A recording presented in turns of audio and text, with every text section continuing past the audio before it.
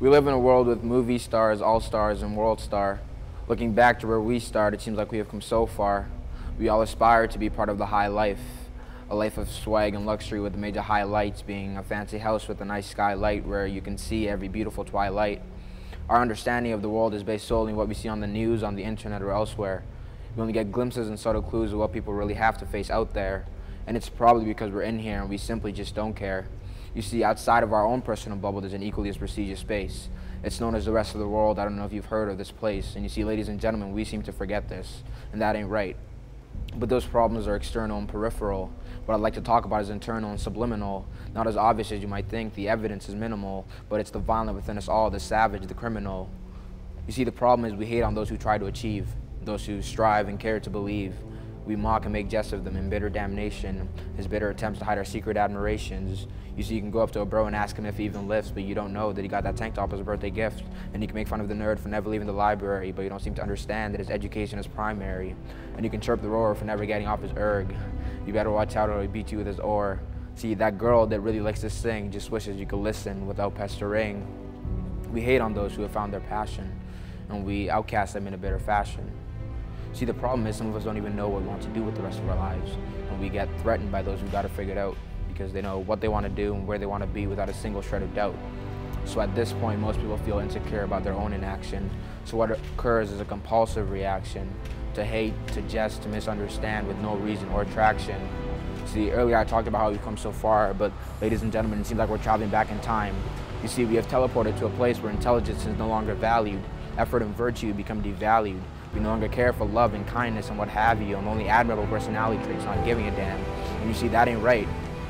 We're encouraged to be cynical and narcissistic. We're celebrated and praised when pessimistic. We greedy to cry for effort with unanimous decline. And we all turn to our last resort, which is to complain and whine.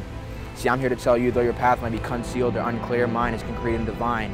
So take your dark clouds elsewhere and let me have my sunshine. Listen up, here are some words more contemporary with our times, and it's disheartening for me to have to say these cold hard lines, but our values are skewed and distorted, no longer carefully assorted, but instead twisted and beat down into something so much more contorted. You see, it's not about how fast you can run, but how fast you can chug rum. Not about how high you can swing, but how high you can get. Not about how hard you can work, but how hard you can go. Listen though, if that's what you believe in, then that's all right, but to oppress me for thinking otherwise, that ain't right. You see, we can do whatever we want, but we never choose to acknowledge this. We are the privileged, the fortunate, and we are washed in bliss. We have adopted a hatred with compassion. Nowadays, it's all about getting some action. We're becoming passively and passive and actively and active, and rather than bettering the world, we're fertility and relaxing. See, we were once concerned about being thought provocative. Now we're just concerned about being more provocative. Those who do not conform might feel like outsiders, but for you, my special friends, I've got an insider. You must resist the resistance and the lack of assistance and remain insistent on the goal and the distance. These are the most important things I've said all day. This is your mighty package, a gift, a takeaway. See, I'm not going to stand here and go on about what to do.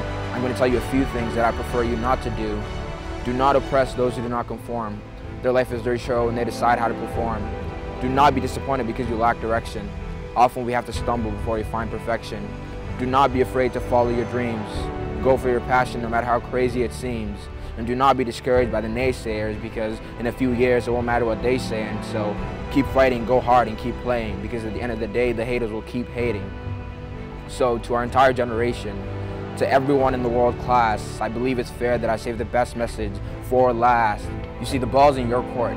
You're down 2 and there's 20 seconds in double overtime. Your vision's hazy, but your mind is in overdrive. Time is picking up before you know you're down to 25. You've only got a few moments to bring this game back to life. See, when the going gets tough, the fake friends are quick to hide. But we all know that the real friends are by your side. So don't be afraid to pass off the ball.